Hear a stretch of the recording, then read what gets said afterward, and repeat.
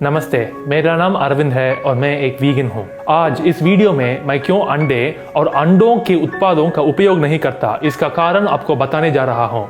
जब एक अंडे से चूजा निकलता है तो उसका पुरुष होने की संभावना 50% होती है और मादा होने की संभावना 50% होती है। बड़े हो जाने के बाद मादा चूजे मुर्गी बन जाती हैं और मुर्गियां अंडे देती हैं। बड़े हो जाने के बाद नर चूजे मुर्गा बन जाते हैं और मुर्गे अंडे नहीं दे सकते। तो एग इंडस्ट्रीज में नर चूजों को जीवित रखने से क्या लाभ होगा? तो जिस दिन ये चूजे पैदा होते हैं वे लिंग के आधार पर अलग किए जाते हैं। नर चूजों को एक बड़ी चक्की में फेंक दिया जाता है और वे जिंदा और जीवित रखते हुए कुचले जाते हैं। इसके अलावा वे पानी की बड़ी बाल्टी में डुबाए जाते हैं या उन्हें प्लास्टिक बैग्स में डाल दिया जाता है और कचरे की तरह फेंक दिए जाते हैं।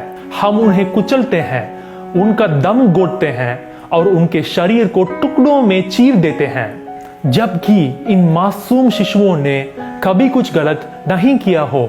लेकिन क्या आप जानते हैं कि मादा चूजों की तुलना में नर भाग्यशाली होते हैं क्योंकि वे अधिक क्रूर भविष्य से बच जाते हैं जिसका सामना उनकी बहनें करने जा रही हैं। एक गर्म ब्लेड का उपयोग उनकी चोंच और नाखूनों को काटने के लिए किया जाता है।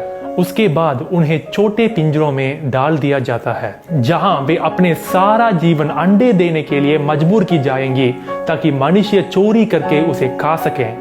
लेकिन हम उनके चोंच और पैर की उंगलियां क्यों काटते हैं? जब उन्हें ऐसे छोटे पिंजरों में रखा जाता है तो वे एक दूसरे को चोंच मारती हैं और खरोंचती हैं। इससे अन्य मुर्गियों को चोट लग जाएगी जिससे उनकी मौत हो जाएगी। इससे अंडा उत्पादन में कमी आएगी जिसके बाद एग इंडस्ट्रीज के लिए आर्थिक हानि होगी। यदि आपके पास वास्तव में एक विवेक है तो कृपया इस बारे में सोचें कि इस जानवर के शरीर की क्या दशा हो रही होगी। उसे हर एक दिन रजोधर्म सहना पड़ता है क्योंकि हम उसके शरीर से निकलने वाली एक वस्तु को चुराना चाहते हैं। उसे इतनी भीड़ वाली जगह पर खड़े होने के लिए मजबूर किया जाता है कि वह अपने पंख भी नहीं फैला सकती। उसके पूरे जीवन काल में उसका दुरुपयोग और शोषण किया है क्योंकि वह मानव नहीं है और क्योंकि वह आत्मरक्षा नहीं कर सकती है। हम खुद को सभ्य कैसे कर सकते हैं अगर हम अभी भी इस क्रूरता का समर्थन करते हैं? वे अननेचुरल कंडीशंस में रहते हैं और उनका शरीर अंडे देने के वजह से बहुत तनाव से गुजरता है।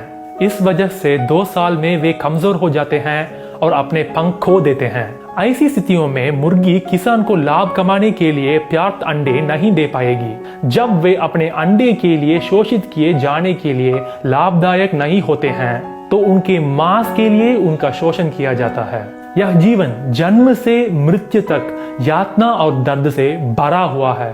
हमारे लिए यह सिर्फ नाश्ता कहलाता है, लेकिन मुर्गी के लिए यह जीवन भर का खून और आंसू है। उन्हें इतनी नफरत दिखाने के बजाय क्या हम इंसान उन्हें प्यार नहीं दिखा सकते हैं? क्या हम इंसान अंडों के बदले प्रोटीन पाने के लिए राजमा, चना या तुअर दाल नहीं खा सकते?